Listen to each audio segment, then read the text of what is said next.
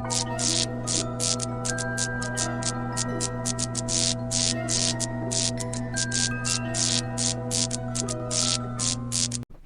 people, and welcome back to another episode of the Ghostoul Podcast. Now, as it's Halloween, I thought I would bring some special guests on for you.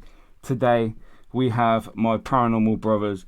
We have Mark and Rich from West London Paranormal. Let's see what they look like today. Ooh. Normal. You right, boys? Very good, Vicky. How are you, mate? I'm good. Good. Finally got you on the pod. Been a long time. So how you been? Woo. Yeah, we've been very good. Very busy. Very busy. Yeah. Yes.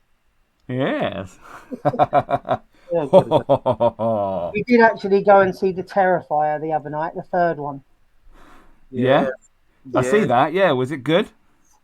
Let's put it this way. You're never going to go to a disabled toilet again. I went in. I shot out of the screen about an hour and a half into it. So obviously it would. We've had a few scare jumps and some gore. I went to the disabled toilet. It was almost pitch black when I got out. No one in the cinema, auditoriums, or outside. So I was walking down like just on my Todd. Got into the disabled toilet, did my thing, had a little pee-pee, and as I was doing that, the bloody fan went on, and I thought someone was in there with me, so I did leg it back to the screening. Wow. It was very gory. Let's put it this way: under 18s definitely wouldn't watch it. I wouldn't let the kids watch it or anything like that. And 3 adults walked out. So Wow. yeah, Was it the first 10 minutes? It was a bit sick. Yeah. But it was what it was billed to be. It didn't let it down. So yeah. Oh, nice. So is it a bit like Saw, is it? All gore and that? Way worse than Saw. Don't think. Oh, wow. Yes. The first 10 minutes was brutal, and then a bit more into it, the couple next to us were like, oh, this scary. They walked out. Yeah, this is that scene was a bit morbid. Yeah, we won't go into that scene. Yeah, we won't go into that scene. We don't want to get anyone any scene spoilers. But yeah, if you like slasher films and blood, guts, and gore, yeah. Oh yeah, and the chainsaw up there. Yeah, don't give anything away. And Spoiler. they are definitely the films to go and watch. Yeah. I reckon it'll be banned soon, but there we go. We'll see. Yeah. Yeah, probably. A bit like The Exorcist back in the 70s. Exactly. Apparently it's banned in France already and it's banned in Australia. So it's 2 places it's banned already. Oh, wow. But, yeah, we'll see. Get in quick. Terrifier 3. If you like a slasher film, that's the one to watch at the moment. Oh yeah. Sounds good. So, for the people that are watching and listening who might not know who you guys are, the real people behind the masks, could you just give us a little run through of who you are and what you do? Well, we are West London Paranormal, and we are predominantly a duo. We do work with other people, distinguished guests, and one of which is your good self. We tend to work with you quite a lot because you have a different dynamic and you bring a load of different good aspects and good skills, what we don't have. So, it shows a dynamic of difference when we're doing an event, or we don't do too many events, 1 or 2 a year. That's not really us. We just like to get our followers involved and give something back to the community. So, we don't do 1 a month or 1 every 2 months. It's 1 or 2 a year. And, look, we like to get you involved because you have a different dynamic to bring to the group. So, yeah, good. That's who we are. Yeah. I like it. It's very hot. Can we demask? Yeah. Cut. Oh, you better. When you're taking your mask off. I beat you. Oh shit, there's Mickey. That's better. Oh. I can see what Mark looks like now. Yeah, I said to him, take his mask off, but he won't. No. Fucking hell, Mark. Come on. I refuse to. So, what got you guys started in the paranormal? Where was the spark? Was it a spirit sighting when you were little? Was it TV shows? Was it local ghost stories? What started it all for you boys? Wow. For me, about when I was about 21, something like that. So 7 years ago, I was I was staying at my mum's one Christmas, and unfortunately, my nan had passed away when I was 14. And every Christmas, I would go without fail to my nan's grave, which is literally a mile away. Yeah. And I would go on Christmas morning without fail. There's no time I wouldn't go. And this particular year, I was staying over at my mum's Christmas Eve, Christmas Day, and Boxing Day. And what happened was I didn't get over to the cemetery, to the grave, on Christmas morning because my mum's is a bit further away, etc., etc. And I was going to go Boxing Day. Yeah. Well, Christmas Day night came, and I was staying in my mum's spare room. Right at the end of the bed is a bookcase, which is rammed full of books. It's not just like one and a book stop or whatever. It's rammed full of books. And about 2 a.m, I woke up and I could see a grey silhouette figure at the end of the bed. It was just grey. It was a hue, if you like. Yeah. I could make out there was no face to it, him, her, and it was haunched over. Well, my nan had a haunch, and I was thinking, you're thinking too much. First off, I woke up and I screamed like a little baby to Mum, get in here. And I had tears in my eyes, and I didn't really know what I was quite young then.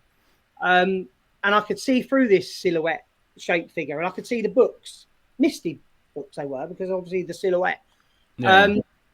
And I believed it was my nan coming to check on me to see if I was all right, because it was the first time in years that I didn't go Christmas morning to the grave.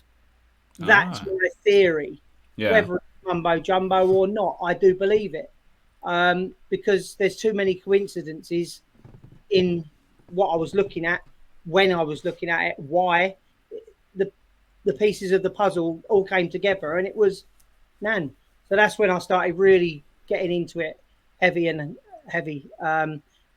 go to the library, don't you, when you're still young, and you do a load of research, and I had about £3,000 worth of library fines for my books that I never took back.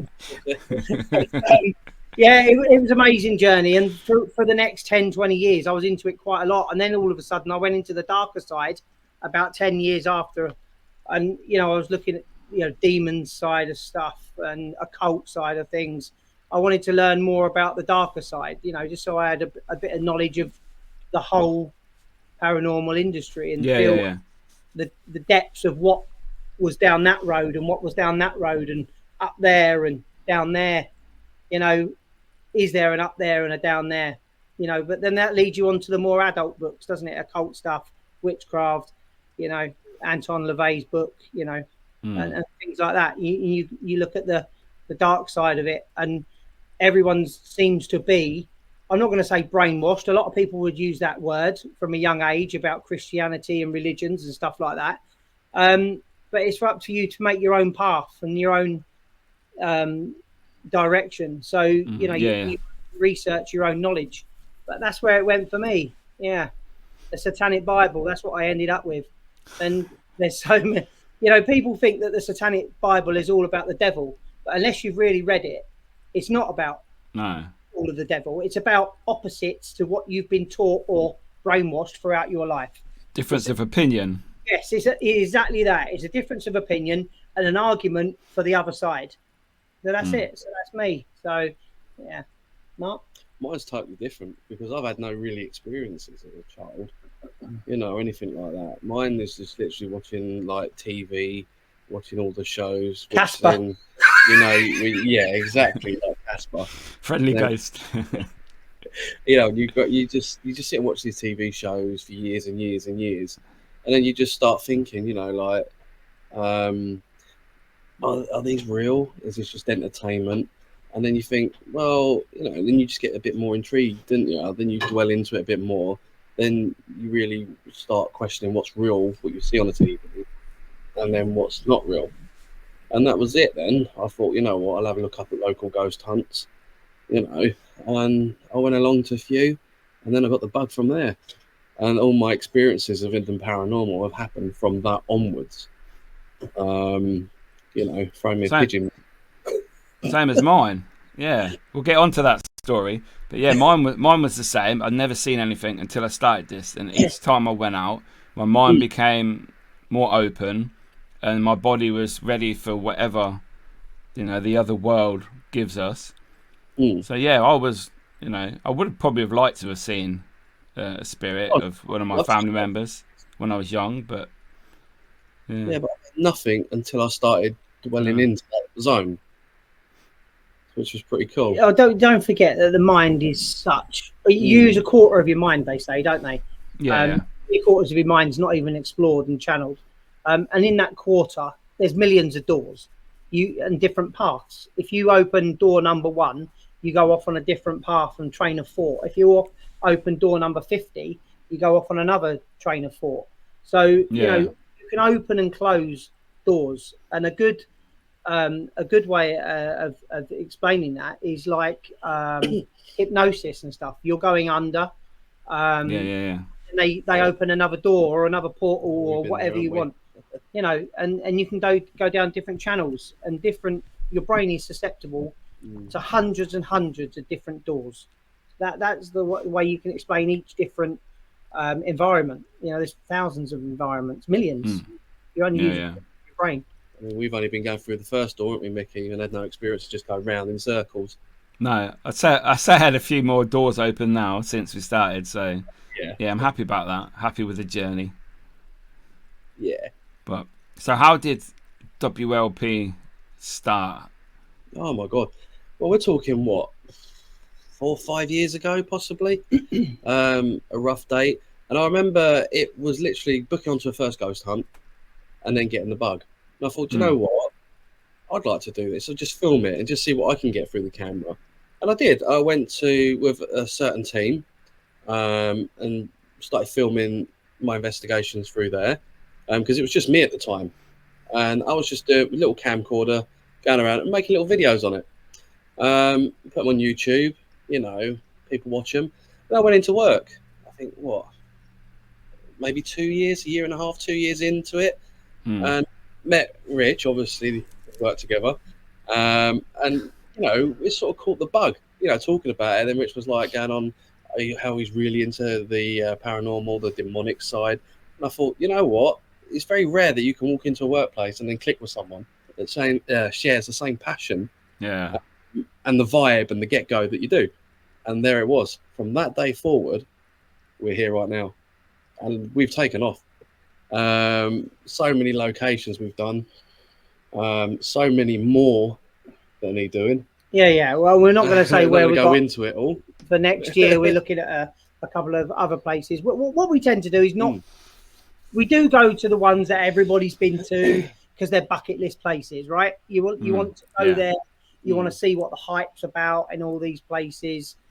Make up your own mind. You don't want others saying, "Oh yeah, that's haunted." Well, we'll go see for ourselves and see what the hype is about. If it's hype, if it's unscrupulous teams doing things for likes and content and media followings and stuff like that. We're not about that. We've never been about that. From day one, we have always said, and it's on our website in big letters, we do not fake anything. If we don't have anything, we don't have anything.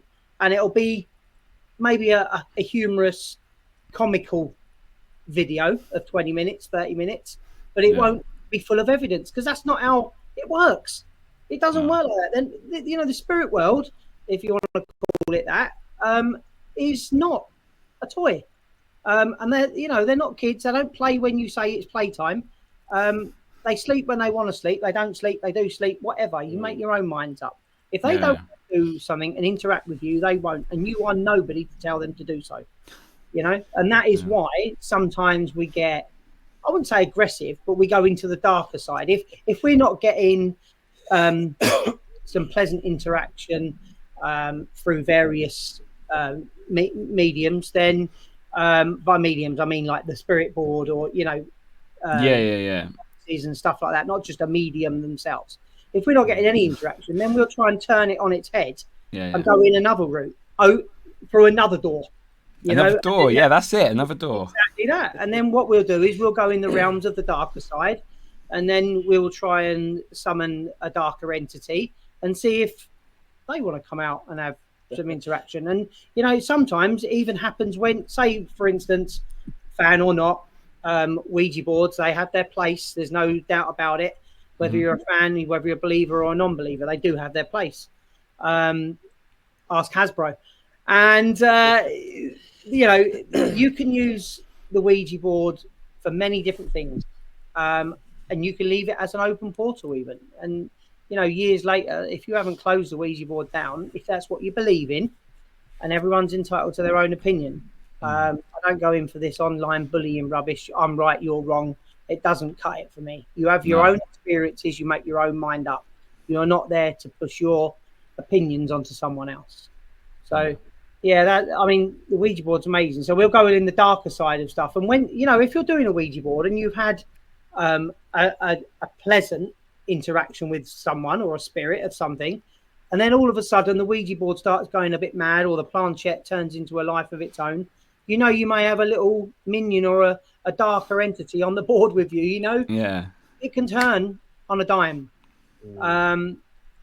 Experience allows you to know what is there. You can tell. You can tell when you're doing the board. When you've got these soldiers have many faces. Yeah. Right? These soldiers have many faces, and they are awesome at mimic. They will mimic someone nice, a family member, to get you into a weaker place so they can emotionally, envelop you emotionally. Yeah. And then that's where they got you. And then they'll pull you in. And they'll own you then. And they'll own your mind. I believe probably about 95% of what comes through that board is evil. All right, and that 5%, evil but darker. It's dark. It's not nice. But that 5% is still questionable. And the only way you can get validation is when you've got someone there that you don't know the details of. Recently we were on the board at an event. I'm not going to go into names. I say guest one had someone come through, and it was obviously giving out the answers that most people would know. Are you male or are you female? Yes. Did you used to work here? Some people around the board knew the person, yes, but they don't know the date of birth. When they died, their age. Only some people, like guest one, would know these sort of questions. When you got top validation. Exactly. So when they take their hand off the board, and then you ask when did you pass, and it gives the number, the age of when they pass, and the person just goes, yeah. And that no one else knows that board. Thing. That then is very. That blows your mind. That's good. Yeah, that is really good. Unexplainable. That there is unexplainable, and that happened recently. But then it also came through and then said something to me, and then I questioned it, but it gave me the wrong answer. And I took my hands off, and it gave me the wrong answer. And then after that, it just went quiet. And then that's sort of like something that's not nice on the board that will prey on you. Yeah. Hands off, shut the board down, and tell it to do one. And it does. So two major things that for us on the we tend to use a Ouija board when we can. We're fans of it. Yeah. There's no ifs, no buts. We are fans of the Ouija board. We've seen the Ouija board do nothing for time and time again. Perseverance is key. Okay, like I said, these things aren't toys. They don't just play when you want them to play. But we've also had two in my memory. We've had two standout, really unexplainable what is going on here moments. Yeah. One was the old Ancient Ramin. The witch's room. In the witch's room upstairs. We were with the Sisters Paranormal at that time, and all of a sudden, the planchette shot from one corner of the board to the other corner. Didn't it? Was on a certain question. The question was, the witch was in that room. The board was going around. It was nice. The question was, there was a story about you murdering a child. That's right. Was this true? Bang! The board the planchette, shot right over to no. The girls screamed. Rich, you didn't scream. You just want to knock it out. I was like, come on. It was an open mouth moment. It was just like, yeah. into that planchette. Do not let that planchette go off the board. There wasn't any way in the world The force the behind physical that. force could have done that. Subconsciously, like people subconsciously, they say if you're with the wrong people or whatever, subconsciously people can get taken over and they can move the planchette. They didn't expect any. There wasn't any of it. No. And we're not going to do it on our own board because we are totally against the fake side of everything. I didn't think they expected that. We debunk everything. Before we put anything out as an unexplainable or a possible, we debunk it. And if it's rubbish, if it's no good, it doesn't get featured. It's simple as that. Yeah. If it's quite blatant and we can debunk it, we'll put it in for knowledge purposes for people watching who don't really understand it, because there's too many fake things going around. And the other one was a place in Essex, Cash's Well, which we definitely have to take you to. There's no way you cannot go in there. That's an amazing place. And the planchette, we had 2 different teams and 2 special guests. One was high-end media, national profile person. No way could this have ever happened. We've slowed it down and it's still faster than the eye. The planchette span out of control on its spot. It was like, like the spinning tops, if you like. When you pump them and they stay in the same place and go round at 3 billion miles an hour.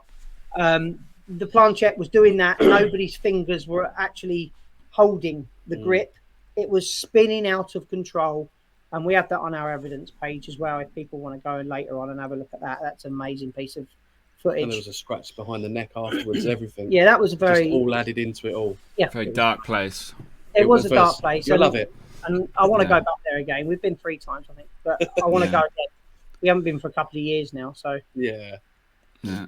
Cool. Yeah, so... background to it. That's good.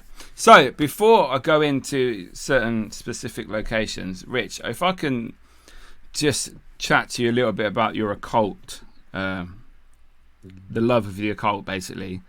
What sparked that? I think what sparked it for me is I've always been quite an intense person. Like if I'm doing something, I'm all in. I don't like to do things at 10 miles an hour. That's not me. I don't like to do things at 70%. That's not me either. You should probably know that by now. I'm quite full on. Annoyingly to some, not to others, but I'm thorough. And what I do is I give 110%. And I got to a point where I sort of had enough knowledge of the nicer side, the unexplained, on the unknown. And I wanted to delve a little bit more. I think it stemmed from when I was a bit younger again. I used to be into like death metal and heavy metal, death metal. And it all stemmed from, lyrics. A lot of people, when they listen to all that stuff, they can't understand what's being said or shouted, whatever. What's that racket? You can't, you have to go for the lyric sheets and stuff like that. And to see all these words, I mean, don't get me wrong. Some of these words are come from, people who wrote the Terrifier, I would imagine. But, they're off the chart, way out there, psycho stuff. We're talking like you're going on, the Green Mile, so to speak, in an orange jumpsuit. Some of these people should be condemned for their thoughts. But it all leads back to why. And it's the darker side of life or not life. And the way I look at it is, if you've got to a stale part of something you're doing, you look for something else to give you a reboost. Refresh it all. So you don't leave that realm of your life behind. And the realm of it for me was I'd found all the nice stuff and I wanted to look at the darker side of stuff. So I got into that. That's the reason for a reboost, if you like, and add another string to a bow. So obviously following on from that, we have been at certain locations where you have delved into the darker side, performing certain things. One of the locations was the Hellfire Club in Ireland, in Dublin, and the other one was St Crispin's Mental Asylum in my hometown of Northampton. So if we could just have a little chat about what happened following the Crispin's ritual. I think Mark is quite interested in that. Obviously I don't want to mention any demon names while we're on here. No, you don't. No, that's fine. Talk through the whole event side of it. Absolutely. Yeah. So there was a group of us, about 10 of us, weren't there? I think. Yeah, there was quite a decent group. That. Yeah, people that we knew. And And that's a very important point.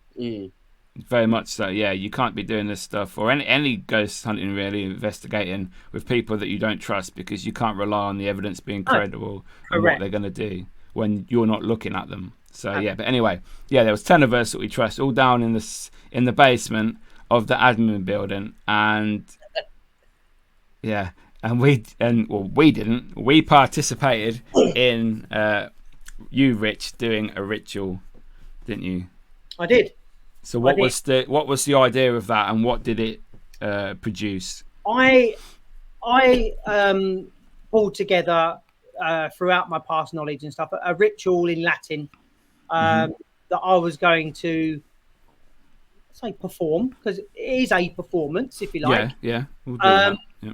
I went down the route of having the candles. We did the ring. We did a certain amount of salt placed in strategic places, as we didn't want certain people to get attached or miscomplied. So we did all that, and I was using animal blood as well. All these things, some people will say, oh, it's just gimmicks. The costume, the outfit, the goblet, the salt, the pentagram. All right, they're gimmicks, but they are gimmicks that go back centuries. So there is no smoke without fire, in my mind. If something is there, it's there for a reason, and we use those reasons, and we use those because they're our beliefs, or my beliefs, that it worked. Now, you can argue all day long, you can argue against it, you can argue the toss, you can try and force your opinion onto me. It'll never happen. I'll take what you say into consideration and I'll mill it over, but I still have my own beliefs, and that's how life should be. Definitely. But I performed this ritual, and from that moment on, going back briefly before that, not much happened, did it? No, that was quite quiet in that building and then at we the time. went down to this basement and we did this ritual. Well, what followed, Mark and Mickey will go into, but what followed was off the chart hyper activity. So I'll hand over now to you two boys. Yeah. Rich done his ritual. Then it all went quiet. Then we went outside. Or we went up the stairs. As we went up the stairs, you could sense in the air that it changed. It felt, I don't know, like you were being watched. And I remember it was just like walking around.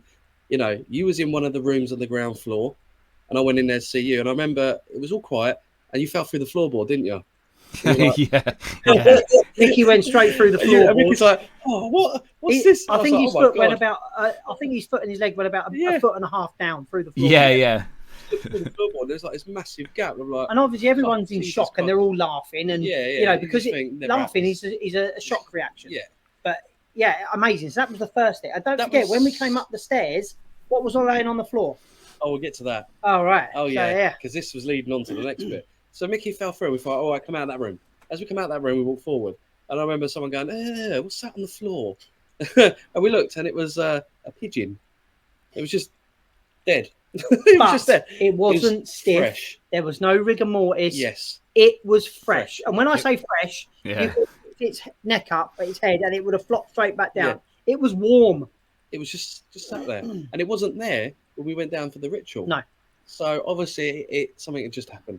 Something had happened. Either the bird rationally had just had a heart attack and fell off the rafter, or it was a sacrifice. It was affected. Yeah. So moving on from that bird, we went up the stairs. No, you forgot all the bangs that we heard coming from the basement. Oh, I can't remember. As some of us were looking at the bird. Yeah. There was like bang, bang, like big, massive rocks were hitting against the wood. Oh, okay. Yeah. That bit, but I know that there was a lot going on all of this time. Yeah, it was all like everything was happening all at once, wasn't it? Everything was like all happening at once. And then the stairway. So we took a walk up the stairway, and it was just me and you. And I mean, this stairway is like what? 4 flights of stairs going up with no sides. There was no banister and no protection. So if you fall off, you're dead. And we literally went up to the roof bit, didn't we? Or like one from the bottom. And the rest of the group were about 3 floors down, but they were still on the first flight of stair bit, if that makes sense, watching up at us. And you had your camcorder, you was in the distance behind me, probably about 4 or 5 foot. Yeah, it's towards the rooms. Yeah. Yeah, because there was a door behind you with glass looking outside. I remember all that standing there. And then I was standing there with a camcorder looking around. And obviously, you know, when you're just trying to get some sort of action and provoking it, you know, you're calling out like, you know, anyone there, come talk to us. And you're standing there filming. And I thought, you know what, there's a pigeon on the floor. Right. And I thought, you know what, throw something at me. You know, throw a in pigeon, mate. And that was the wording that was used. And what came after that was unbelievable. You know, I've never in my life experienced that. I never want to experience that again. No. But something was thrown at me. And it weren't, you know, thrown just like that. No, it was thrown at force. It was loved. It was launched at me. And it was so precise that it could have blinded me. It was literally a centimetre under your eye. It was a centimetre under the eye. Bang, whoa. And it shook me for a minute. I was like, whoa, you know, what was that? You know, and I thought, I looked down straight away, you know, at the guys, and I said, who threw that at me? Because you were getting quite angry. Is this to say, you know, this is taking the piss? Like, what are you doing? No one threw a thing. Apart from that, everyone was lower than you. You were on the top. Oh, when we watched back the footage, I my first instinct was like, who threw that at me? Because I remember one of the guys down there, was next to Rich, and I said, who threw that at me? And Rich just, you know, he swore, you know, and you know the stuff that he says and how he says it. I knew it wasn't him, you know, and he vouched for the person next to him, you know, which then was like, we need to watch the footage. So we went back downstairs, got the camcorder out, and we sat there and watched it. And you can see it was like a bit of plasterboard, no bigger than half my hand. It came from the top down. From above. So it wasn't even from below where they were. It wasn't even from an angle where anyone was. And it smashed me straight in the face. And it was just like, and everyone was just like gobsmacked. And the point of the matter was, he asked directly, throw something at me, and then instantly it happened. That was ridiculous. You ask, you shall get. And then we eventually go downstairs again, don't we? But then something else happens after that. After I got hit in the face, we went downstairs. And as we went downstairs, it was all like, you know, just coming out of that. Then all of a sudden, I remember you turning around going, what is that smell? Mm-hmm. And I was like, oh, I thought one of you know, someone let one drop. You know, and I just thought, whoa. And Rich was like, no, that's not a fart. You know, that is some sort of sulfuric smell, weren't it? It's not a fart. It wasn't a fart. It was horrendous. It was like a gas leak. It was the most intense sulphur. Yeah, We're not talking like Mark said, someone just dropped an eggy one. This was the most intense sulphur I've ever smelt in my life. And I mean, I think everybody knows that natural gas doesn't smell. They put that smell of sulphur in gas, so you can tell if there's a gas leak, right? Yeah. Yeah. So they put the smell of sulphur in gas, so you can tell if there's a leak. This place had been empty for 20, 30, 40 years even, wasn't it? Or something stupid. There was no gas on this place. There was no gas supply. About 20 odd years, yeah. The place is derelict. There's hardly any roofs. You know, there's nothing there. But we walked into a wall of sulphur. Yeah. In that hallway galley where the pigeon was. You know, started that end, came from that end. Everyone was running out of the building, jumping off, spraining ankles, twisting knees. You know, it was that intense. Yeah. After everything that happened in the space of about 40 minutes, the intensity in there was up there. It wasn't like a little mediocre, give us a sign. This was intense for 40 plus minutes. Yeah. So everyone had their backs right up, their protection was right up, but not knowing what the hell was going on. It was just one thing after another, bomb, bomb, bomb. So it got that intense that everyone, when they smelt the sulphur, they just pegged it out the first exit. And I think it was that bad, a few of them went home after that. Yeah, a couple went home. But then the night went quiet afterwards. It was like an eruption and then a settle afterwards. But it was that much of an eruption. People went home. People were hurt. But yeah, I'd love to go back there. But unfortunately, you can't. We can't. You know, those times are done. Yeah, I saw a wink there. Those all times are done, though, aren't they? I found a hole. Oh, Mm. Yeah. The intensity to it all, I don't think it'll ever be the same. No. But see, the good thing about Crispin's, I've been going there for like 10 odd years. Every time you go there, you get different activity. Like we had that amazing stuff, physical things happening with animals even. And then another time you go there, I cried. Like I had tears for absolutely no reason, couldn't tell you why. We've had voices, we've had things thrown at us. Each time you go, there's different activity, which I think's amazing. When you say different activity, one of them was focused on me with getting hit and all that lot. The second time we went there was focused on Rich. Remember Rich Reddy? Yeah, we were upstairs. We were upstairs in the same building. Yeah. in a room. Yeah, we know floor on it. With no floor. They wanted to go into a room. Yeah. I think we were 2 or 3 stories up, weren't we? Yeah. And to go into a room with all the ceiling was hanging down above me, and there was just beams to walk on, like if you were in the loft of a non-loft converted house. Yeah. Ready? Yeah, no, not quite. No, It was your turn to go in on your own. and it weren't going to happen. So, you know, Yeah. that was dangerous. We were like 2-3 stories up. That was just suicidal. Yeah, it's not good. I don't know if it was because of all the other stuff, because of the darker side of things that I tend to do. I seem to get those sort of things come through quite a lot. I think they are upset that I like to challenge them, and I do. Rather than be scared of them. Yeah. Yes. There's an iron curtain in front of me, and to get to me, you've got to get through that iron curtain of I'm going to give it straight back to you. So you know, I'm not fazed by that, and I think that's what they don't like. Yeah. And it makes for a good investigation as well. You know, as long as we haven't got fragile people around us who have got their guard really, really low. But whenever we do things with other people, we offer protection prayers and things like that. They can have objects on them. You know, they can have crosses. They can have some crystals. They can be sage. We offer these things. A lot of people don't want it, and I think half of the people that don't want it are quite nonchalant. Oh, nothing's going to happen to me. I don't want it. Let's see what happens. And the other half are people that understand the paranormal and pass the veil, and want something to happen to them, so they can challenge themselves to challenge them. See, the way I look at it, if you have protection, you're getting rid of half of the activity. Yeah. You might as well go home. It's in my eyes, anyway. Obviously, there's certain things you don't do. Like you have to offer that. You know. Exactly. Oh yeah, I understand that. Yeah. It's always best to give them a choice. We tend not to do any of that. No. We want all comers. We don't like to limit it to the good. You know, we want the good, bad, and the evil, don't we? So our veil's there. Come on. Yeah. That's but you can't do that with the public. movies. I don't like that term, but the public, you must offer that. So we've been on many road trips, adventures over the years, from Dublin to Rotherham to Somerset. What has been your best? We'll call it paranormal trip that we've had, an adventure. What's the best one that you look back on and think, oh, that was epic? They've all been good, haven't they? Well, you've done Scotland and Cayman Island with Mickey twice, so you must have enjoyed it the first time.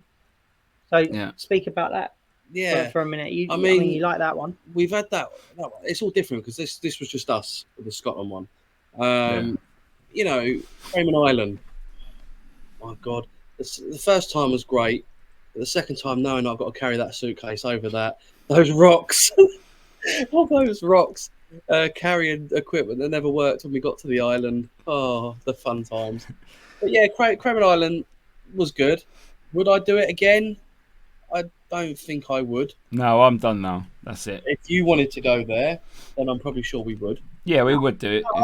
It doesn't really appeal to me. To me, there's 100 places I'd rather go than there. Yeah. You know? I mean, the activity we've had on, the videos, I'm not going to say much because your video's still yet to come out. Yeah.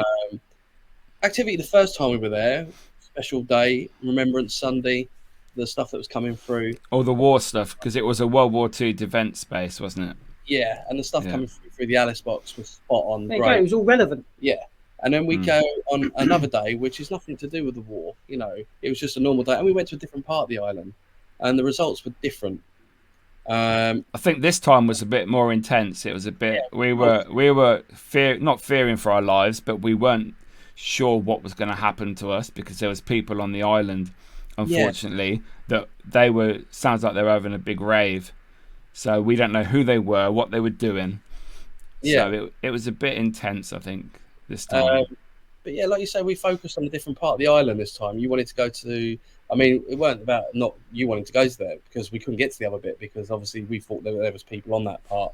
Yeah. It was nice just to change it up a little bit, and we went to this like what was it, a derelict sort of like house thing. I've looked back on researching that, and it was the old original farmer's house in the centre Nice. that the old family used to have. Yeah, back in the day. But for that place, you just felt like someone was in there watching you around the Oh corner. yeah, they were walking around us. It was awful. You could hear it, and it was just like bang, that big bang that scared the life out of us. You know, and then when we got, I think the main highlight of that bit was using the Dalco, the goggles. You know, when you just turned around and said, "I can hear the music box," and you know, like 2 seconds before that, it was playing over in the corner. There's no way you could hear that, and No. for you to hear it through that was brilliant.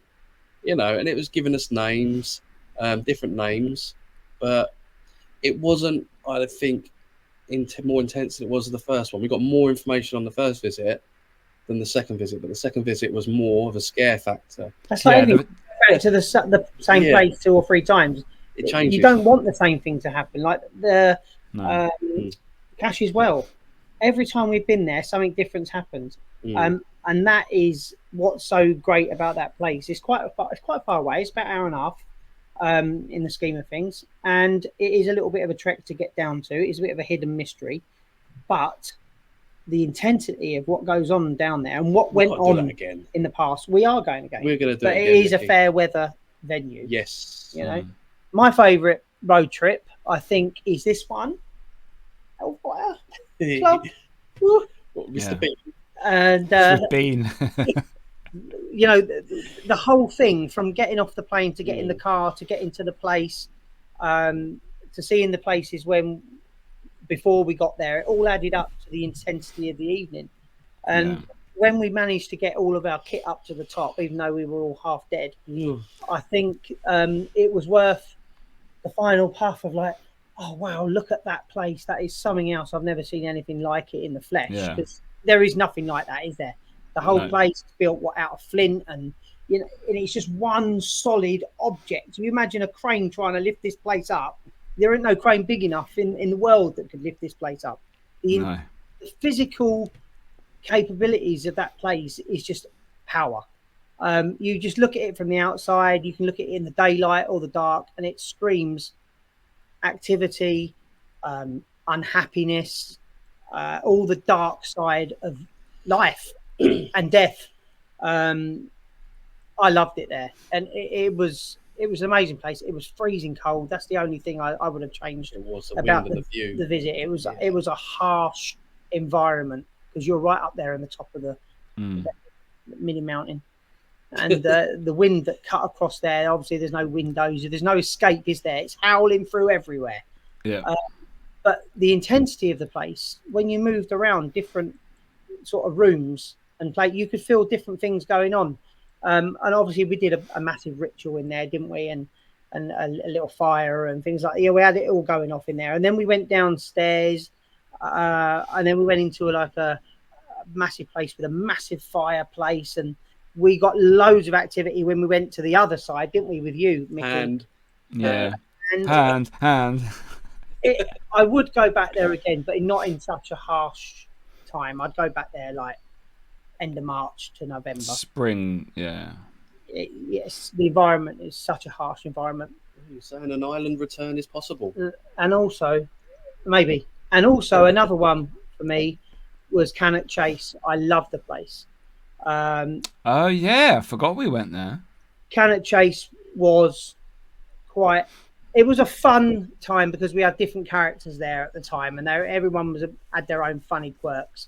But when you get down to a little bit of investigating, it was the camping out at night that we didn't know what was going to happen, whether it be the black-eyed children or, you know, the Slender Mans or the shadow figures or whatever. You just don't know with that place, because it is off the chart sometimes and, excuse the pun, dead quiet other times. But that's somewhere else I'm going to go back to, and I'm going to camp out there again. So yeah, that'd be cool. I think I'll do that next year. Obviously, you're invited. But thank you. Yeah, you're welcome. But yeah, we definitely need to do that one. That's my favourite one was, apart from obviously the Dublin one, everything about the Dublin trip was awesome. But the activity we had at Brown's Folly, that was, and the camping out, and you know, with the tents and stuff and fire and the activity, that was just awesome. Yeah, I've never seen anyone fry a pizza before.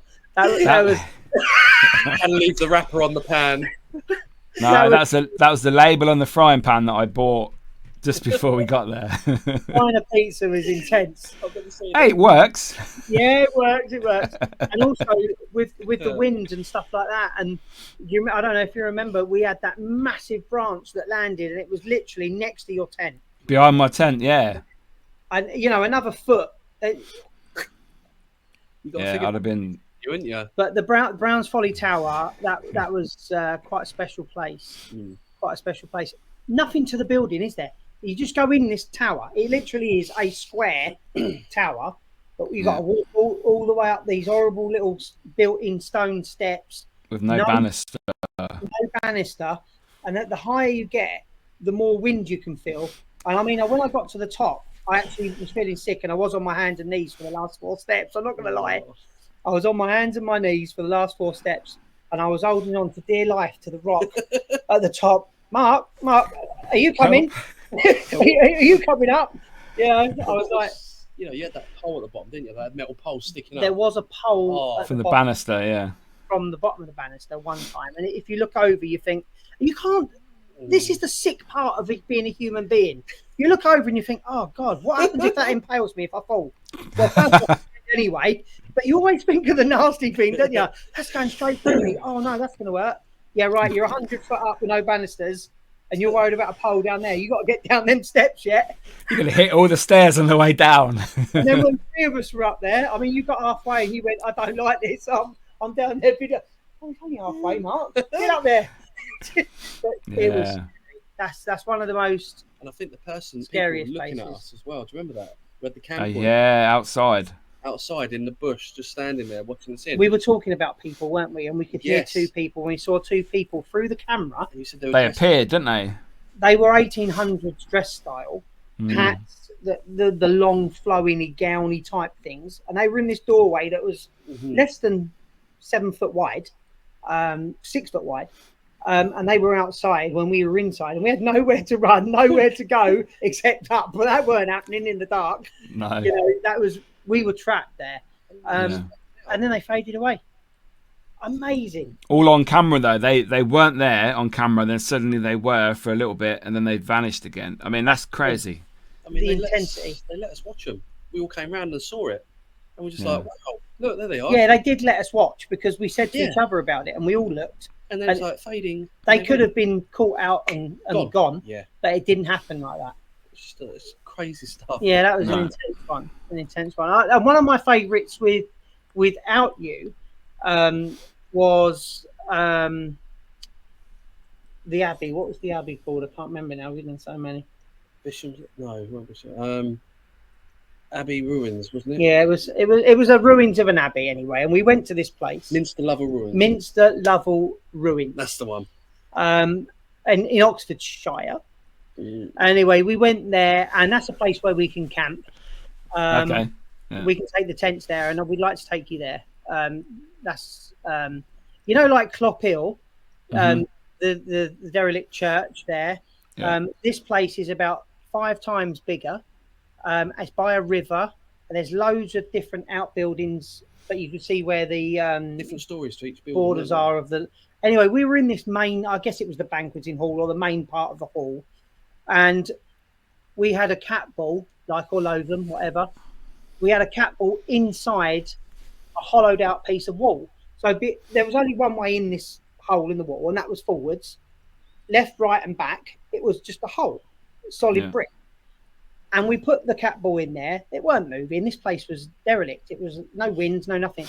And the cat ball was just going off in this wall all the time.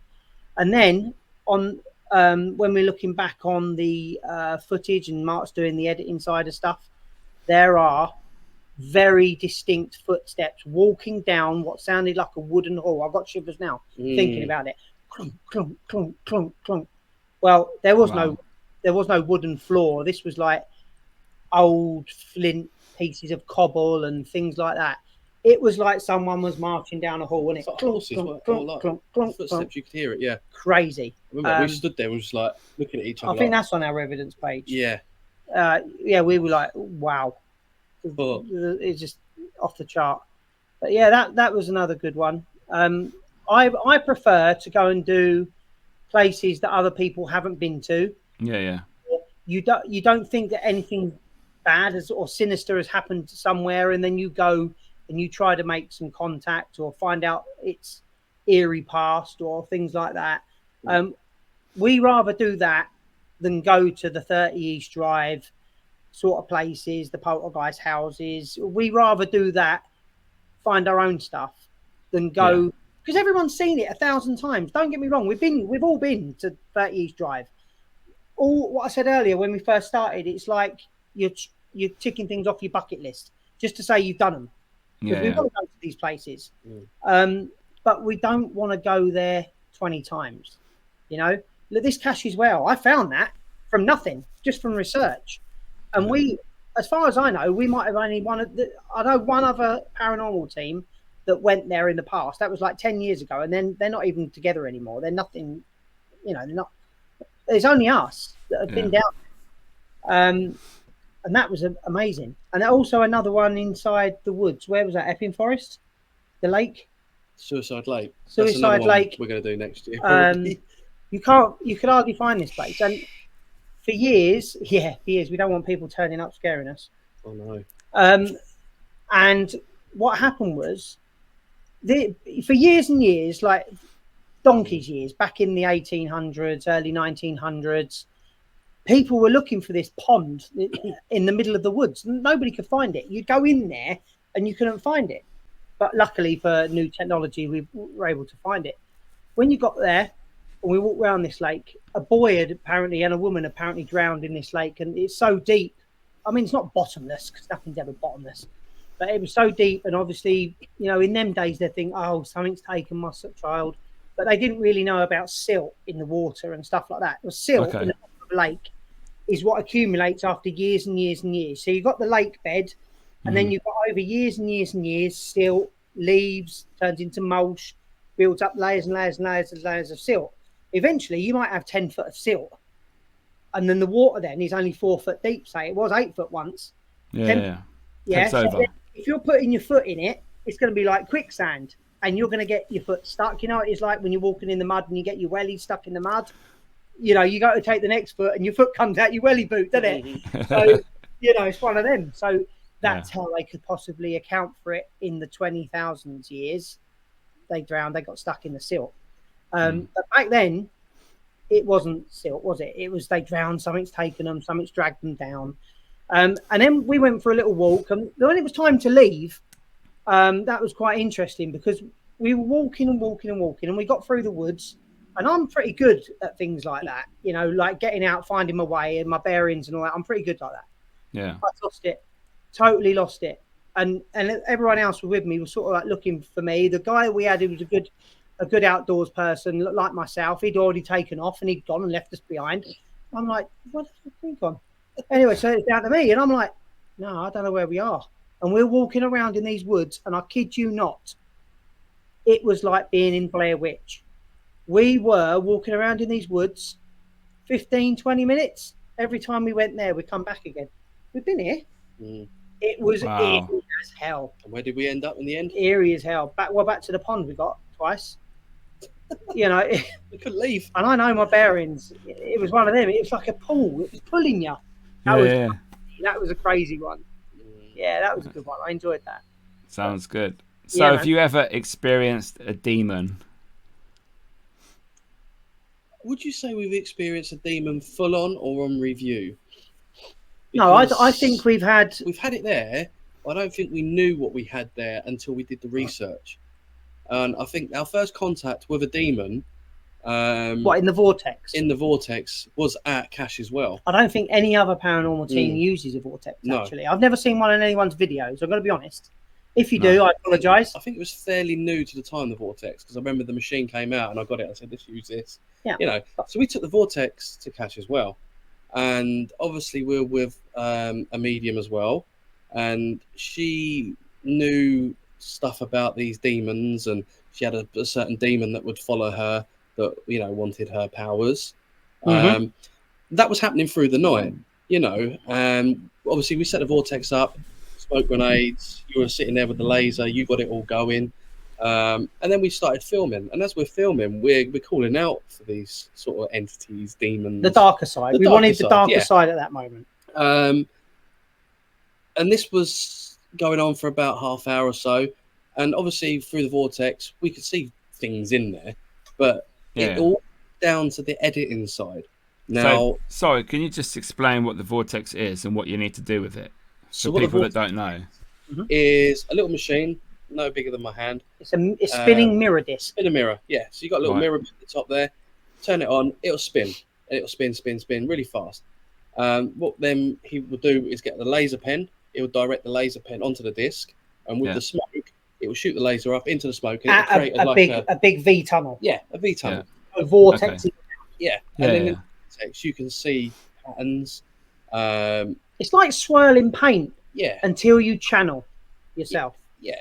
I mean, we've looked into it. We say we've seen faces, we've seen hands coming out, you know. But with this time, we were obviously calling for the more darker side, and then only on, you know, where we go back and put the footage on there. I mean, for a 20-minute clip, it took me probably the day, because it weren't just watching it like that on there. It's fraction, frame by frame, frame by frame, frame by frame, and all it took was that one frame for that piece of evidence to come out. And if you fair play evidence page, you see the picture of the demon that we caught, that we now know as Bale, and it's a clear picture. You've got the face, you've got the teeth, you've got the horns, you've got the eyes, you've got the crown, the shape. You've got the frog with him. It's like spider leg things on the bottom. Spider leg things, yes. You can make it all out. It is, without a doubt. There's no way you cannot get away from it. It is Bale, and that's a 100%. Fact. 100%. And he was there validating everything through the Ouija board, scratching someone on the back of the neck, telling him he was going to do it. Everything that night was full on. I mean, I wrote a 5-page article for Haunted magazine on this. It's for specific demon capture. There's no way they would have entertained putting that in the magazine if they thought it was a load of old rubbish. You know, the evidence that we had warranted that piece in the magazine, didn't it? 100%. We captured that, and you know, we're proud of that. And you get the people that go, "Oh, it could be pareidolia." I'm like, do you know what? Here it is. Here's all the evidence. Rip it apart and come back to us and tell me what you think. Yeah. And I remember sending it. But they're entitled to their opinion. Oh, 100%. And I sent it to someone who does all photography. And he came back like a week later and says, "Mate, I ripped it apart." He went layer by layer. He went spectrum. And he goes, "I can't." He goes, "I just can't see how anyone could, you know." You can't fake the image or anything like that. He was a photographer, editing guy, and he went layer by layer, spectrum analysis, and he said that has not been made up. That is what is. You know, and that was good enough for us. And a professional opinion reiterated what we thought, and we hadn't told him at the beginning what we thought it was. You know, and that's that. And that's when the article went onto the magazine. That went international because it's an international magazine. So everyone around the world who got that magazine read about it. They know about that Bale. Yeah. It became a bit of a hotspot after that, didn't it, Cass, as well? He seemed to follow us around for about... Bale seemed to follow us. Yeah, every time we went out, something happened. Bale would come up on a spirit box, or Bale would be said across a frequency, or something like that. It was Bale, intense. And then we're like, on the Ouija board, who's this? Bale. And then once in a blue moon, it'll rear its ugly head. Sorry, mate. It'll rear its ugly head. That's just me trying to be confrontational. See you later. And, he'll rear his head once in a blue moon now. But it's like he knows he can't get into us. Yeah. He's sending a soldier, or, He's one of the commanders of the legions. So he's got so many soldiers Minions, under him. He can send one of 50 million soldiers instead of sending himself. Mm. You know. The question is, do you think Bale is a bad person? I don't. Because he's never done anything bad to us. But at the No. beginning, when we were at Cash as well, and that was all going off on that Ouija board, that could have been Bale manipulating that board. Yeah, it could have been. So that's the bad side of him. Could have been. I wouldn't trust any of them. No, that's what they Ever. want you to do. And that's He's what doing they to me want. now. That's what they want. See, they can see a weakness in you now. Oh no. So yeah, yeah. He probably threw that thing at me in the thing. yeah, could well have been. Could have been, yeah. If you mock the Trinity, you don't know what's going to happen. Yeah, just don't do it. Your neck. Yeah, so we've been to a lot of places and we know lots of stories. Is there any that you've heard of or been to validate that you think are false or fake? Do you want to kick it off? No, you can, but don't mention any names. Okay. Do you know what? I love the Hellfire Caves. Okay. High Wycombe Hellfire Caves, and the story that we heard about that was it Robert Whitehead, and the missing heart. Now we read up on all that, the story behind it. The Australian sailor, you can do anything you want, and he stole his heart, And this was one of probably our first investigations together, really, wasn't it? It was in the early Brexit days. time. Early days. Yeah, and we obviously went down there because a lot happened that night as well. We get to that in a minute. That's quite funny. We went down to the bottom near the river, and we're standing there doing our thing, and then we're asking for like, who's here, and we said we know what happened, and Nick said say it or something like that. I was like, okay, and then Rich just came in and just says, what have you lost? What is it you're looking for? And clear as day, what came through? Heart. And I was like, oh, and it said it like God. that. It didn't say heart. It went heart. Really accentuated the word so you wouldn't miss it.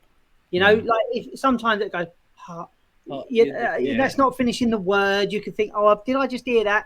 Am I expecting him to say that? So I'm making that the word. No, accentuated heart. And that's one of our best captures to this day. And then from that, we were like, okay, because we never had something that clear and validated through. That's in the to this day, it is the best direct answer we've ever had. 100%. And I remember after that, we thought, right, we're going to go back up now for time out. So we're walking. I'll say walking. Quarter of a mile underground. This is one way in, one way out. Quite fast, And I remember Rich was behind me, and we're going up, nearly there. All I hear was something's grabbed me. Yeah, I had a backpack on. He had a backpack, and he goes, I think something's grabbing me, Mark. And he was, what was it? You were pulled back. I got dragged back. I suppose in the scheme of things, it felt like 20 foot, but I would say 3 feet maybe. I got pulled. My backpack got pulled, nearly took me off my feet, dragged me back like that, and then that's when I screamed, Mark, someone's pulled me back. Somebody's pulled me back. He'd gone. I tried to, but Mark had gone on his toes out of the caves one way, and I was like, intense. "Cheers, mate." But he always says health and safety. Obviously, he had to go. So yeah. When we watch back on that video, there's so much more things that came through there. I mean, I remember we were talking about health and safety. I mentioned health and safety in the caves when we were going up, and you can hear demonic laugh through it, like, whoa. You remember that? Watching that video, it was like it was mocking us for the, going in there. But the Hellfire Caves, I've seen shadow figures in there before. This was when I went on my very first ghost hunt, not even as WRP, as a guest, paying guest to this place. Yeah. I've seen things walk into the wall. I've heard bangs, but there's a lot of bats down there and all. Just fly past you that scare the life there are out loads of of bats down there. The place has definitely got something down there. That's the Hellfire Caves is quite immense. I actually rate it as one of the top venues. It's just a shame it costs so much to hire. Yeah. But like what I said to Mark the other day, these places now add on ghost tax. That's what I call it, because it's not like a private hire. Like wedding venues and all that. It just used to be venues, but then they nowadays they put the wedding tax on or the party. And it prices them out of it. Like the ancient Ram Inn. I mean, that place used to be when we hired it, let's say around about 400 to 600. And now that they probably found a new ghost without a head, it's now 1,500. So that You know what I mean? It's just without getting offensive, they've added the ghost tax. yeah. And it's not, you shouldn't be doing that. There are no millionaire ghost hunters. Yeah, there's no millionaire paranormal researchers. There's no money in the paranormal. Even if you look at these actors that are on the TV, I'm not mentioning their names, but if you just think about these few actors, yeah. Oh, don't punch me from that 25 foot away. I'll move first. These actors aren't millionaires. No. They have to pay for their airtime. People don't think that they do. They do. They have to pay to get on all these shows and stuff like that. They have to contribute in many ways. So where these venues come from when they're thinking that all the paranormal investigators are loaded and rich, it's a fallacy. There aren't no well off paranormal investigators. So why are they putting ghost tax on these venues? We're just humble people doing a hobby. That's the general ghost hunt, paranormal investigator, hobbyists. It's a hobby, a passion, Which is why we do most. It's a full-time job for the very, very lucky few. Yeah. And that's how I want to end it. So I did ask the question, what stories are fake? And you went on to Hellfire, and I'm thinking, are you going to say this is fake? But oh, right. No, that's what his question was. Oh, right. You hijacked. What stories are fake out there? Yeah, any locations, stories of ghosts at certain locations, anything like that. But yeah, we don't want to upset people and alienate ourselves against people because we all have our own thoughts, and it's up to them. There's so many stories out there that you can't say are fake. Enfield. The Enfield Poltergeist house. Yeah. But the thing is, but there's not been no proof. There's no proof. Yeah. It's like, Mickey, you could turn around and say to me, like, that house over there's got a headless horseman, because everywhere's got a headless horseman. And we could go in there and say, there ain't a headless horseman in here. Have you seen one of them? No, it's fake. But I believe you. It's about opinions and being there at the right time, isn't it? I believe that you could have seen it because I've seen stuff that I feel like an idiot. Let's put your question in a different way. Okay. Do you think, or where do you think is overhyped? Right? That's a better one. I know your answer to that. 30 East Drive's way overhyped. I'll tell you that now. I possibly will go back one more time in my lifetime. So I'll give it another go. But I believe it's way overhyped. For instance, I know many, as you both do, I know many good, honest, genuine paranormal researchers, right? And they've been there and they've said, dead as a doornail, nothing. They've been way more times than me. I've only been once. You've been twice, you've been 3 times, whatever. But they'll say, I know some of them have been 5, 6, 7 times. And they'll say out of the 6 times, nothing's happened. And on the 7th time, I heard a bang. Come on. That to me is overhyped. Because then you get another team that goes in. And then all of a sudden, in the first 2 hours, they've had massive this, massive that, loads of this, loads of that. And I'm like, really? Are you just doing this because we've got social media now? That's the way I look at it. Because proof's in the pudding. I think this comes back to a comment on the social media site, where there's certain team events, I'm not going to give names out, that need, something to happen. You're not going to go back again on an event if nothing happens, are you? No, it's all about, in my mind now, social media is killing this paranormal industry. 100%. Because all it's about is, first off, it's ego. Second off, it's about followers. Third off, it's about likes. Fourth off, or 5, I can't remember where I am. But anyway, off the scale, off the list, it's about sharing content. It's about the followers, and I'm more popular than him. I don't care if you've got 500, 600, 1 million followers. I guarantee I've got better evidence than you. 100%. And that is that. Okay? It's not about ego. You could be the smallest person in the world. One-man band.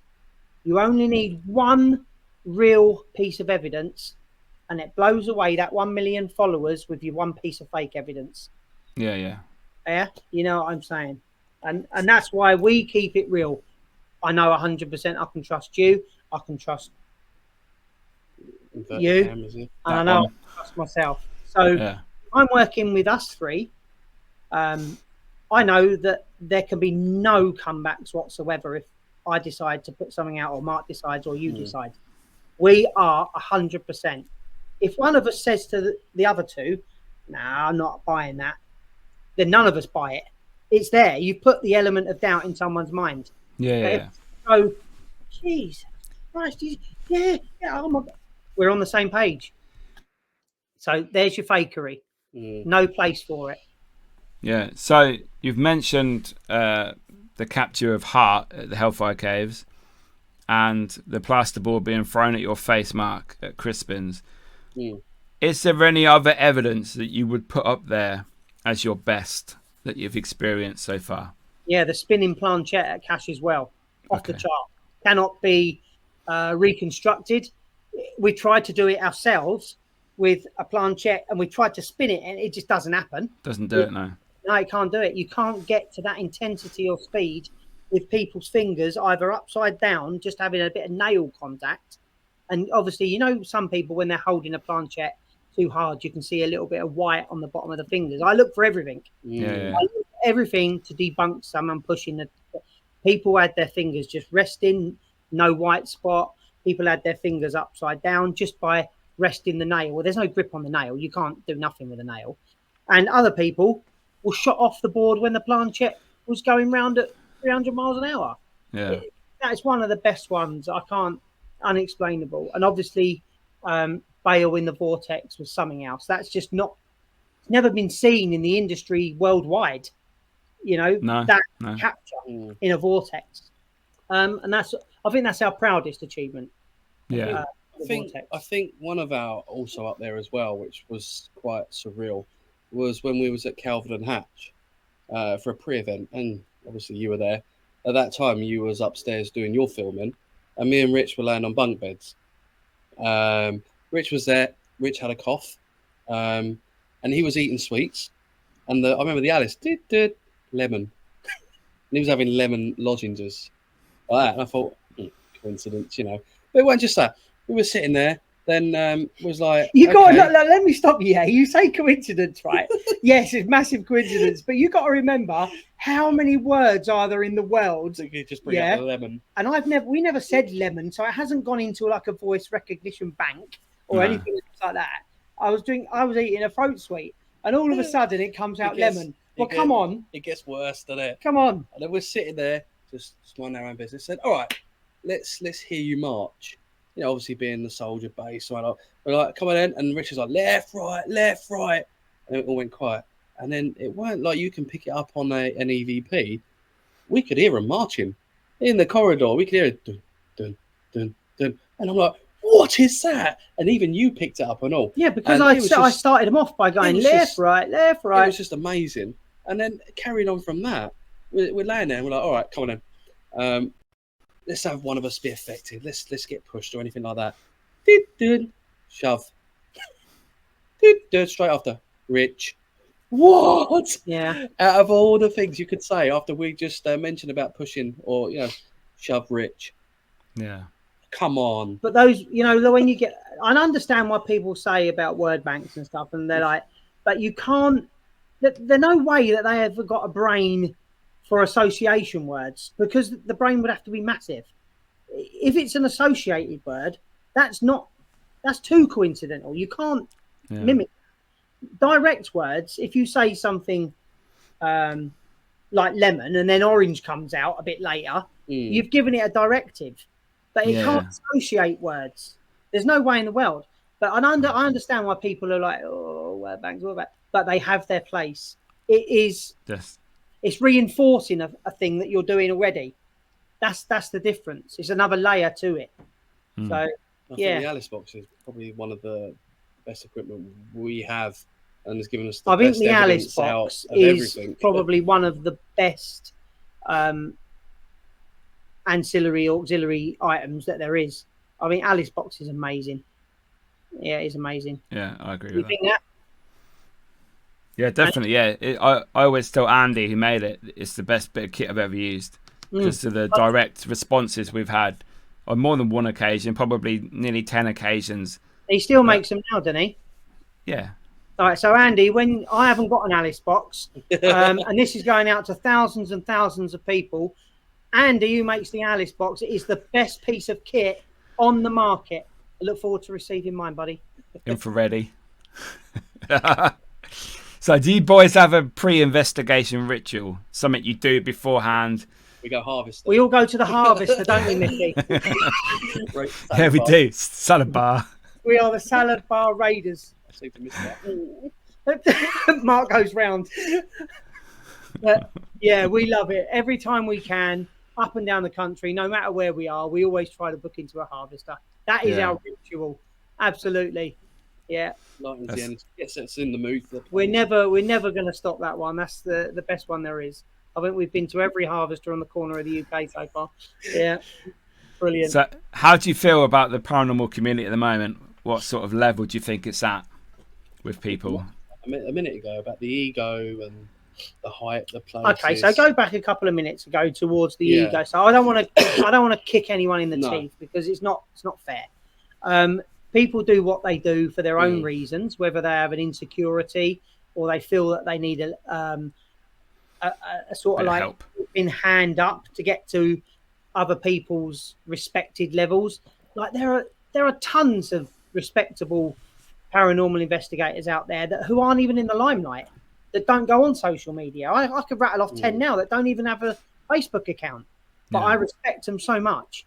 It's not about that for them. It's about the passion for the hobby. I think where the problem lies, I said it to Mark, I said it to you, I say it to everybody. The problem lies in the paranormal world, and that it comes down to two words: social media. Everyone is trying to better everyone else. Look at me. It's a disaster. It's a recipe for disaster. You will fall out with everybody. It's about egos, and that is the nastiest thing in the paranormal field.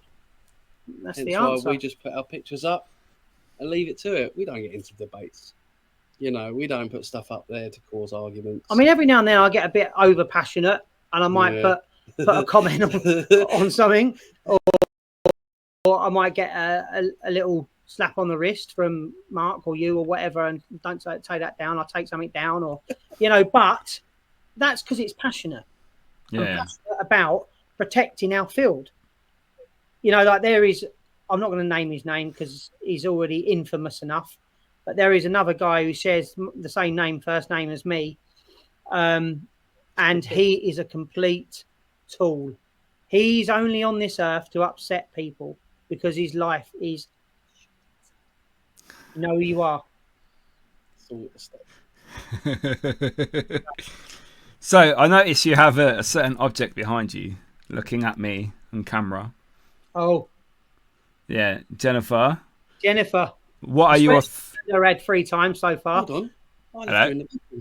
She was in the bed when we started. Laying in the bed. Halloween's out, the decorations are out. So what are your thoughts on haunted objects? Can they be haunted? Do they have attachments? Are they a vessel? Is it all bullshit? What do you think? If you want to go down the route of people saying, are they all bullshit and all that lot, again, this comes back to what you were saying a minute ago: ego, social media. Yeah. Everyone has the most haunted doll in the world. I have. No, I haven't. It's just a doll, and things happen around it. Is it coincidence? Yeah, maybe. Could be. But I mean, I've had so much, with this originally. Do you remember when this place caught fire? The wiring and all that lot with this doll here, and then you did a bit of experiment with her. I had her, and I had her swearing like a trooper at me on many occasions. I brought her back here. Nothing. Good as gold, just sitting there now, does nothing. Do you do anything with her, though? What are we talking now? Take her to dinner. Yeah. No, I don't. I just leave her there. And he's too scared to engage with her, just in case she says, I'm going to the police. You kept me against my will. Help me. But no, I don't tend to do any paranormal stuff in my home. With kids being about, it just doesn't sit right. And you're like that as well, wouldn't you? You wouldn't do. Yeah, no, I don't do nothing at home. No Ouija boards, nothing like that. No experiments with dolls. No. because the reason why is because I've got young kids around me, and they are the most susceptible people in the world to having the wrong uns come. So, because they're so innocent, they are susceptible, and that's why you shouldn't really do it around children. Yeah. Good. I like that. So what keeps you going in the paranormal? What keeps you motivated to go out when you've had a bad night and you think, oh, this is rubbish? What keeps you going? If you're going to get something happen, the not knowing if... The unknown. Yeah, the unknown. You don't know if something's going to... Adrenaline. Give you the best bit of evidence that's better than the last piece of evidence. And a Red Bull. That's what keeps you going. Round and round and round. Yeah. So, you go out time after again because it's an addiction for the next thing to happen. Yeah. To be touched, to be scratched, to be punched, to be pushed. The hope. You're hoping something happens. It's quite sadistic in a way because, no anyone else, any normal person, not like us, would... You mad? No thanks. Ugh. There's plenty of people we speak to and they're like, no, I'm not even watching that. But for us, it's the adrenaline of what's going to happen next, or you're over there or down a basement on your own. People don't do these sort of things because naturally people always associate the dark with ghosts, and that's wrong because it's not just the dark. No, it's daytime. You can see people 24/7. You can see entities. Residual energies are a building 24/7, 365. That's a residual energy. They don't just go off for lunch or for a lay down. It doesn't happen like that. And people associate nighttime with ghouls and stuff like that. And that's where the scared feelings come from of I ain't being locked in that cupboard because it's pitch black. That's what that's about. You might not get nothing in that cupboard, but if you go in there in the day, it's still dark, but it ain't dark outside. And that's what the mind over the matter. And that's why we say the mind plays tricks. Yeah. So over the years of doing this, do you ever think you've seen a ghost, a spirit? Yeah, I saw my nan, and that's what started me off. And I'll say it to her, I'm blue in the face. That is what started it for me. That started my journey. Yeah. Before that, I was just like, whatever. If I see one, I see one. But now I'm like, spirits, residual energies, poltergeist activity. My mind's open to it all, because at one stage or another, I have witnessed something at one stage or another, and that's why there's always a place for it for me. Yeah. If you're going to say, have I ever seen a ghost or anything like that? No. I mean, I've seen like shadow figures, if that makes sense, but it's debunking. Could it be that? Could it be a shadow off your IR? Because that's another thing that really gets you.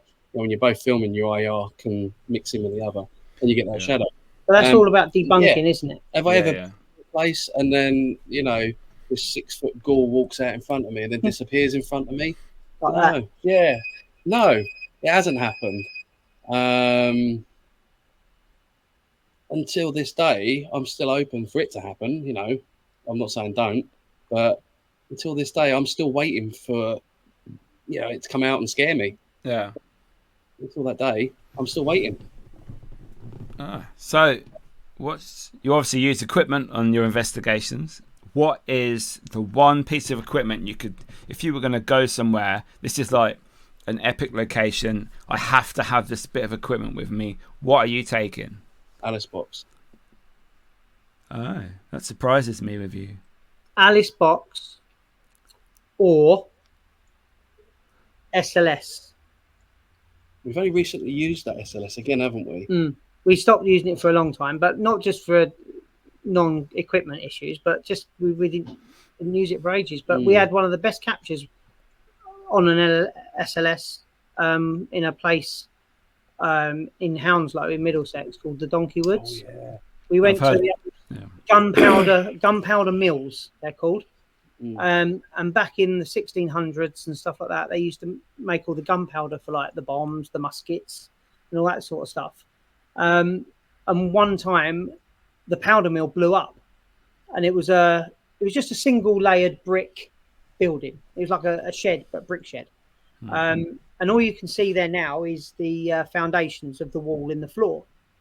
and we were in the woods. It was in the middle of the night, 1 o'clock, whatever it was, in the morning, and we were pointing the SLS at the foundations at the floor. Fully charged batteries. And a figure appeared laying down on the floor in front of the SLS. Well, there was nothing there. It was just mud. There weren't no tree trunk that you could say the SLS picked the tree trunk up. There was just the foundations of the brick. But if you point the SLS at something other part of the foundations, there would be nothing there. So we were on this stick figure, and it was laying there. And we were saying, "Can you get up? Can you get up? You're laying down. It looks like you've just been blown up. Think about the story." Yeah. We said, "Can you get up? Can we get up?" And you could see him trying to get up, like this, couldn't you? He's like his legs and his arms trying to get up and going back down.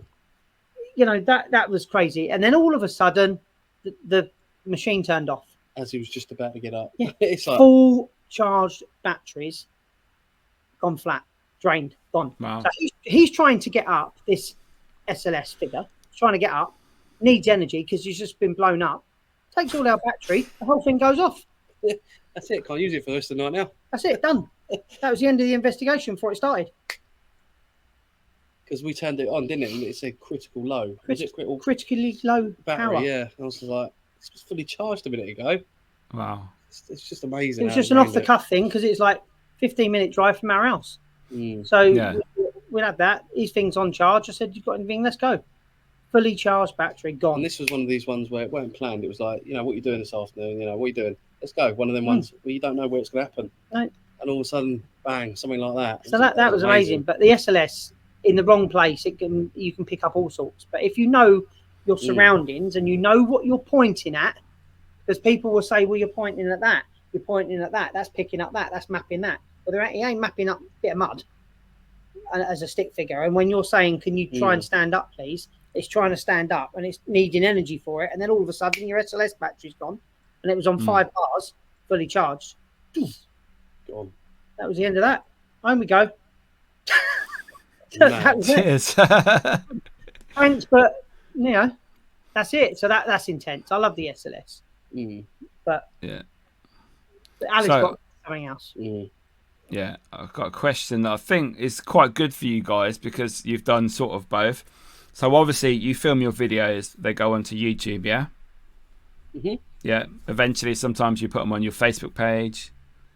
You've also done TikTok lives, have you? We've done one TikTok live. Halloween event, wasn't it? Halloween event. We when at the beginning of TikTok, like we did the biggest ever ghost hunt on TikTok at that time. Yeah. And then the reach went out to like 250,000 people at that time. Live. Yeah.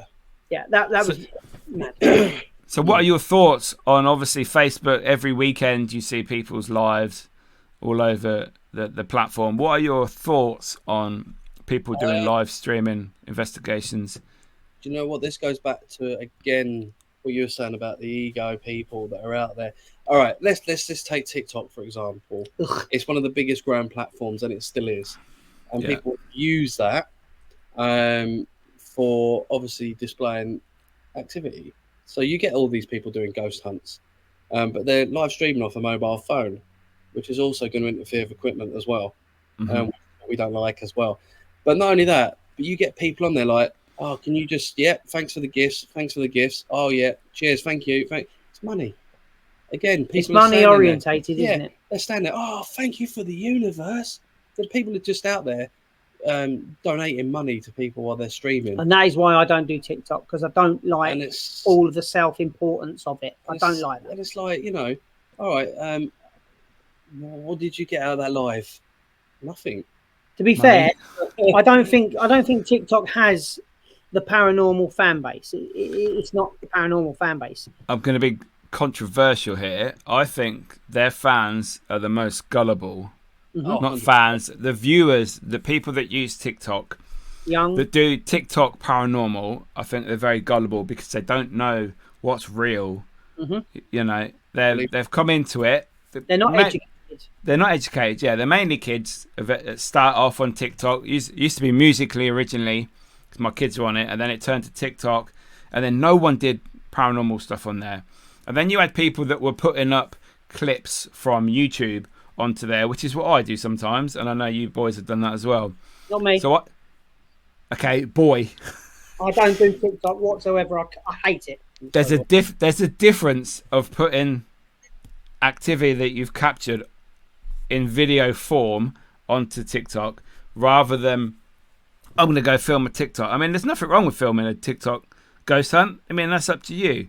But I think the people that, like you say, they're not educated. They don't really understand. They think someone goes like that and there's someone behind there with a light and they cause a shadow and they think, oh my God, it's a ghost. Hang on, I just want to say, when we keep saying they're not educated, I just want to reiterate, we're not saying they're not educated in life. No, not paranormal wise. Paranormal field. Before we have any complaints. Yeah.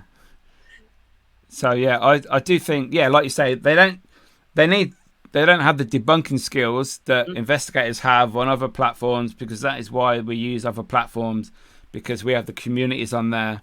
Correct. And I think the communities on TikTok are not what they are on other platforms, unfortunately.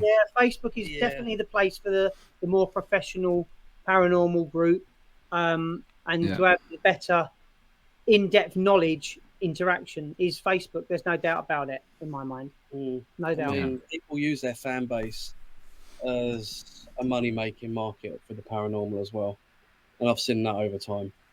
I'm not going to go into names or anything like that, but I know there's people out there. I'm not going to give names out that have big followings. And, once they see people doing paranormal and they can see the views from it, it's a moneymaker. Yeah, we know people who have done that. And I don't really want to give them the airtime I'm talking about. No. So, it just goes off from that and it just ruins it again for other people, But, yeah, thank you for your answer in there. So I've got a couple of questions left for you boys. Lovely. Yes. Right, so tomorrow, 10 o'clock, we are going somewhere. We're going anywhere in the world for however long for a ghost hunt. Where are we going? Bucket list location. Where are we going? For me, Gettysburg. Nice. Probably. Got everything, isn't it? It's got the history is off the chart. Not a walk-in though. You might not like it. No. Bless him. For me, you I could be cannon fodder. What's that? Shoot me. You know what? I'd want to do something in America. I would like to do Alcatraz or somewhere like that. Some proper old rundown big asylum prisons and Waverly Hills. Yeah, something like that. I don't want to give the Americans all the big ups, because over here in the UK we do have our own top quality venues and places. I've never been to the Skirrid Inn, but I'd love to go to the Skirrid Inn because I've never heard a bad thing said about it. I've heard people say one night or two night when they've been there, it hasn't been that active, but more often than not, the people that I spoke to who I respect have always had something going on. So for me, the Skirrid Inn in the UK. Thank you. Do you know what? Alcatraz in America is a very good one I'd like to do. But there is actually, I've just thought of one, the Jamaica Inn. We've never done that, and you go there every year. Well, that's not we've never done it then, is it? No, you go every year surfing, your little pit stop for your breakfast, and you always send me the pictures of the place. Yeah, I've been there hundreds. And I've heard stuff that's happened from there.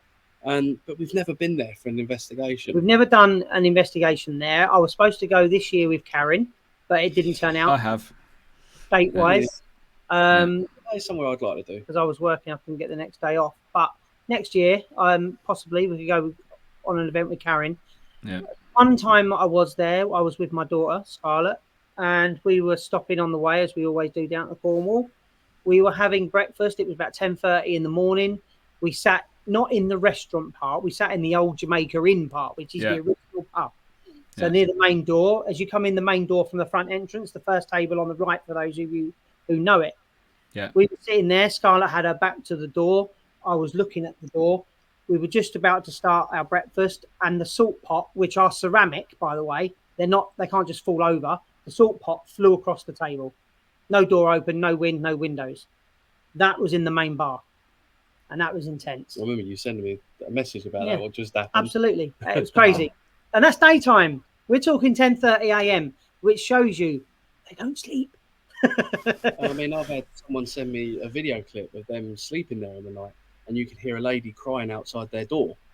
Obviously, there was a story behind the lady who lost a child. Mm. You can hear the lady out there just going, like whimpering.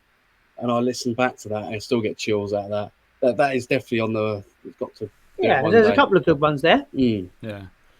Cool. So, my final question for you boys. If you could get rid of one thing in the paranormal, it's gone forever, see you later, what is it? Ego. I can't say names. Yeah, ego. Don't have to say names, Mark, it's fine. No, but yeah, it is. It is. I'm better than you. It's the. Do you know what it is? It's the one-upmanship. Mm. There's no place for it. It's a hobby, guys. It's a hobby. We Yeah. do what we do because we love doing it, not because I'm better than you, you're better than me, she's better than him. It's not about one-upmanship. It's about being together.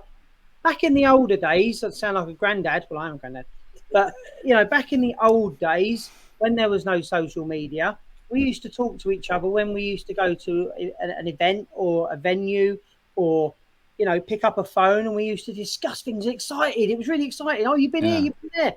What? Wow! Tell me about it. Tell me about it. Now it's about I'm better than you, and I hate that. I hate it. So for me, that needs to go, but it never will, while there's social media and money. No, exactly. When there's something to gain from it, you'll never get rid of it. No. Exactly. No. It's like the TV shows and that lot. 100% that they are entertainment only. The stuff that you see on that TV show. If they were to do an investigation, a proper investigation live, people will turn it off 5 minutes because nothing happens. It's boring. It's boring. But on these TV shows, 2 seconds in, they're having stuff thrown at them. They're being choked out by a demon. Because it's billed as entertainment. Exactly. And people look at that on the TV show and think, I need to do a ghost hunt. That's what happens in real life. Oh my God. Yeah, can't touch that Ouija board. And obviously when you're doing an event, that's one of your first disclaimers. Not everything happens that you see on TV. Done. Yeah, tonight probably will be boring, not much happening, but we might get a bang or a footstep and that's it. I mean, we say that, and then we go to the event last time where you say nothing will happen, possibly you might get something. One of the best nights on an event is with Gary Fields. When he did that stuff with the Winnie the Pooh bear, and it flew across the room with the guests there that are in shock still to this day.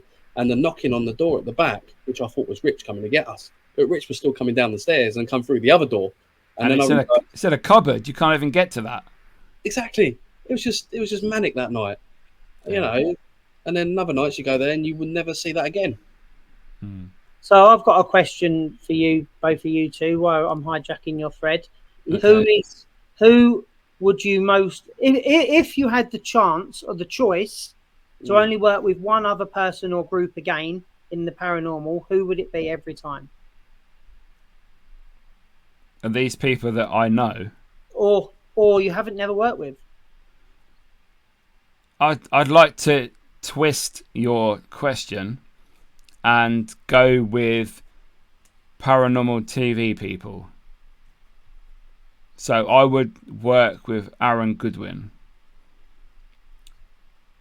from Ghost Adventures. Aaron, yeah. Although he's disappeared, hasn't he? I saw someone post something yesterday. He's disappeared. Okay. He seems like the fall guy for Zach. He always gets picked on by Zach. Very much. He takes it like a champion, and he always seems to try his best to debunk stuff. And he looks a great laugh. So I think I would like to spend an evening with him investigating. I would probably say Nick Groff would be pretty cool. Because he's always full on. He's not like the TV shows that you see. He will pick it, debunk it, and be full out honest. But that's about it really if we're going to go through TV people. I don't like the way you twisted my question. It's like you got the Uno card went too bad. Yeah, because it's gone all American again, isn't it? All right, if we were going to say don't have my answer. I answered, yeah. Well, then, who you got? Okay, go on, Rich. Katrina. She's American.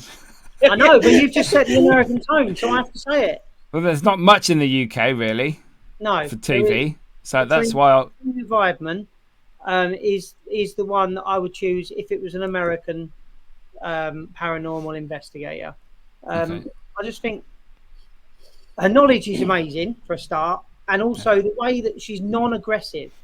I like that non-aggressive, because I can be aggressive in my approach. So I think we'd work together quite well. Yeah, I think so. But if I'm going to answer first. Apart from yourself, because we have you on all of our investigations, pretty much that we do. Mm-hmm. Don't take offence.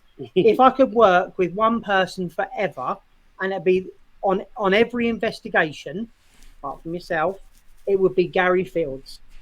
And the reason I say Gary is I think he's very underrated. His energy is off the chart. The guy doesn't know when to stop. He carries on and on and on. And also, he's the most accurate spiritual medium. What else would you class him as? It's a transfiguration medium, isn't he? Transfiguration medium, right? And his stuff that he writes down and draws and writes is second to none. I know you can throw these other ones. I know another one who's at the moment he's in social media limelight at the moment, and I'm not going into it for not 1%, but I think he's been done a little bit of an injustice, and that's Andy Jones. I think Andy, what I've seen of his stuff is intense. He writes down and draws these figures, and people put pictures up after the events and stuff, and they're so lifelike. And his stuff is amazing. Oh yeah, amazing. And I think brilliant. But Gary Fields for me, if that's the last person that I could work with forever, it brings such another dimension to an investigation. That's me. Yeah, the last place I filmed at the old prison a couple of months ago, and he was there, and he was writing down stuff at the beginning of the night in certain rooms, and we headed back to them rooms later on in the evening, and we had people doing things, and the same words were coming through, or it wasn't equipment either, it was what the people were saying that they were experiencing, and he'd written them down like a couple of hours before, and it's like, wow. He does a lot of pre-event writing. That's what he's talking about now.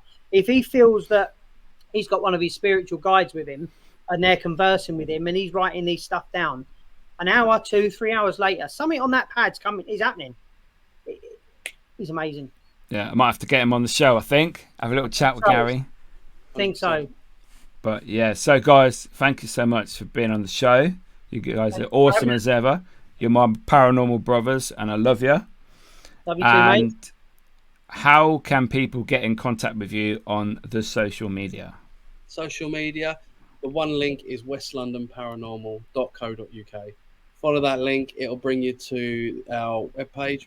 Evidence page. The one we want you to go to is the evidence page. Go and check out all of our evidence. Yeah. We've got a gallery, all the pictures there. All our episodes are from there, which will take you to the YouTube. You've got our bios on there as well, which will take you to the Instagram page, our Facebook page. Everything you need is on westlondonparanormal.co.uk. But we want you to see our evidence. Yes. We only upload the stuff that we think we can't debunk, which is quality stuff. And it's all there. So thank you, Mickey. Perfect. Thank you, boys. You've been awesome as ever. And I'll see you boys on another investigation probably very soon. Very soon. Oh, yes. Cheers. Cheers, boys. So there you go, guys. I want you to go and head over to West London Paranormal's website. Go check out the evidence, like they say. Go follow them on all socials. Go watch their videos. You might even see little Mickey in there.